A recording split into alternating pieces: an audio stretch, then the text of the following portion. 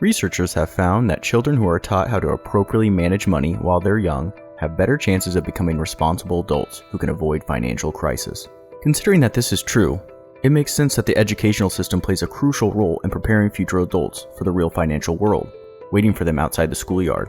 Yet, governments seem not to give too much attention to the essential aspect of our education. Why is that? Surveys show that 94% of teachers, 90% of young people, and 79% among parents firmly believe that schools must teach children main aspects of financial management. However, statistics show that less than a third of primary schools offer it. There are several consequences of this lack in financial education, and a whole cycle is actually created. It starts with poverty, then it moves on to food insecurity, which results in poor health. This is how adults end up having to make hard decisions, like paying the electric bill or the rent, buying food or medicine. These represent the main triggers for high levels of stress. This condition, while many times overlooked, can create destructive patterns, and so you stop appropriately taking care of yourself, or your productivity levels go down. Stress can create the perfect background for numerous health issues, and in many cases, treatments are very expensive, so much so that not too many among us can afford paying for them. For instance, stress can lead to high levels of blood sugar, which, consequently, triggers diabetes. Risk factors like age, genetics, and ethnicity represent those risk factors that nobody can control.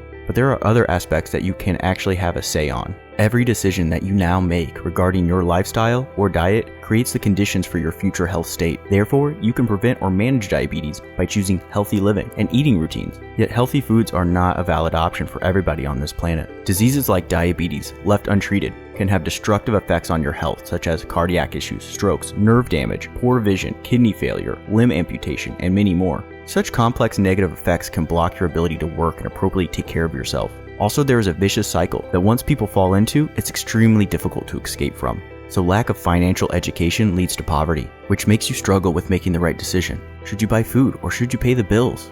It is a very well-known fact that poor nutrition, resulted from constantly skipping meals, makes it hard for you to concentrate and learn in school, which leads you to a poor adult life with a lower paying job. Also, this can create numerous physical and mental health issues, and paying for the necessary treatments is not accessible for everybody.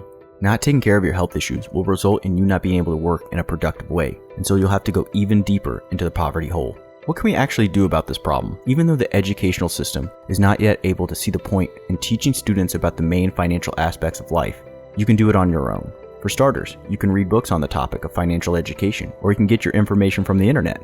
Anytime you can, make sure you do enough of your own research so that you can acquire enough data about creating a useful financial balance and the ability to properly manage your income.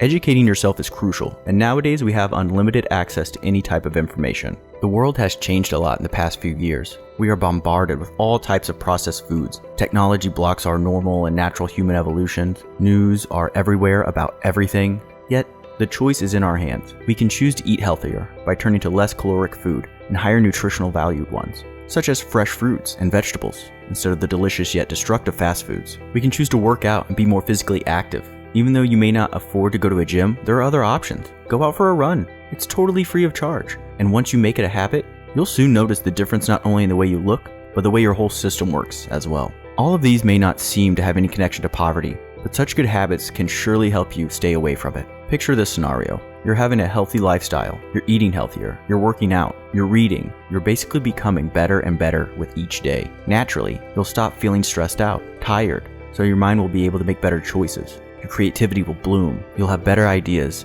and be able to concentrate better on important things in life. As you constantly focus on doing a better job, your promotion will surely knock at your door.